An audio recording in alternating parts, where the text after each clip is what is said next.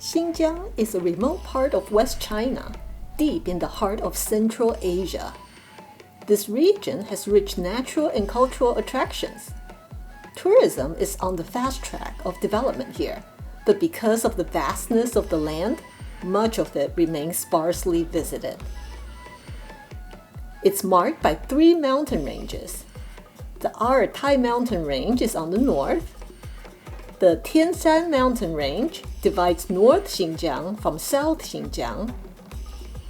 The famous Kulin Mountain Range is on its southern border. This area is about twice the size of Texas. On this trip, we went to North Xinjiang. Most tourists fly into Urumqi, which is about here. So this is where we start. Tianshan Tianchi is an alpine lake in the eastern part of the Tianshan Mountains. Tianchi means heavenly lake. Mythical stories have it that goddesses bathe here. Like many popular tourist sites in China, tourists abound. But if you're willing to hike, it's possible to get to less populated areas where you can really enjoy the natural beauty of the landscape and soak in the awesomeness of forces that shaped this beautiful land.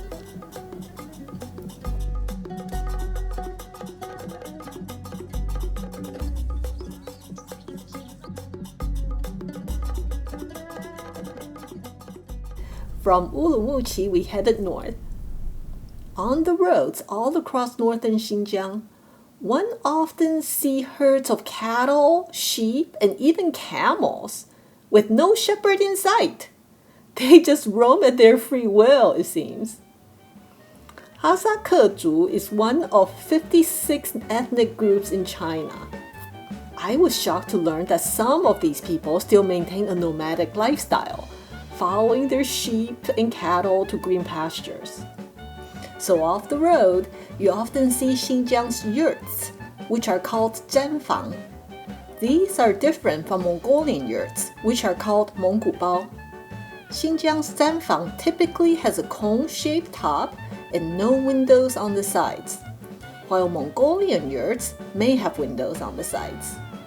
People here get offended if you call their house the wrong name, so gotta be respectful and learn the right term.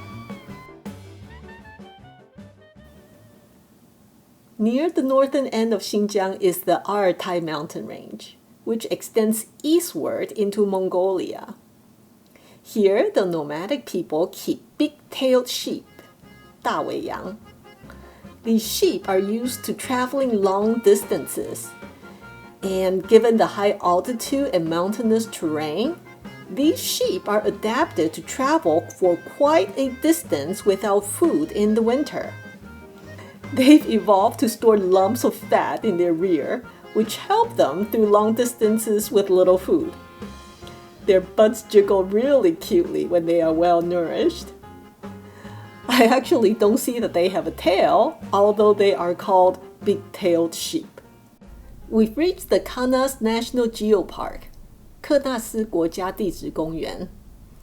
The natural landscape of this region is gorgeous. Mountains are lined with Siberian spruce sporadically, making up interesting patterns. We're within the Altai mountain range. The Kanasi River winds and bends throughout the landscape. They call this one the God's Bend, 神仙湾. Gangis Kahn, the Mongolian leader of the 13th century who expanded the Mongolian Empire all the way into Europe, supposedly stopped by here at one point and accidentally dropped a pearl ring into the river. Over time, that pearl has subsequently propagated, and the sparkles seen in the water here are supposedly offsprings of that original pearl. It's a story, okay? So another name for this bend is the Pearl Bend, 珍珠湾. This one is the Moon Bend, 月亮湾. You can see why from this angle, where the river is shaped like a crescent moon. These bends are connected via a trail that few tourists go on. we got to see cattle grazing by the water in idyllic tranquility by the dinosaur band, 卧龙湾. The island came from mud and sand runoffs and is shaped like a velociraptor. Well, you have to use your imagination. The altitude here is actually quite high, even within valleys. So sometimes you see the tree line, where trees suddenly stop and peaks become bold of spruce, which only grows up to 1,600 meters, or about 5,200 feet. This region also has many birch, whose bark, when shed, has been used by locals as a medium on which they write. Near the Kanasi National Geopark is the Hemu village, Hemu Chun.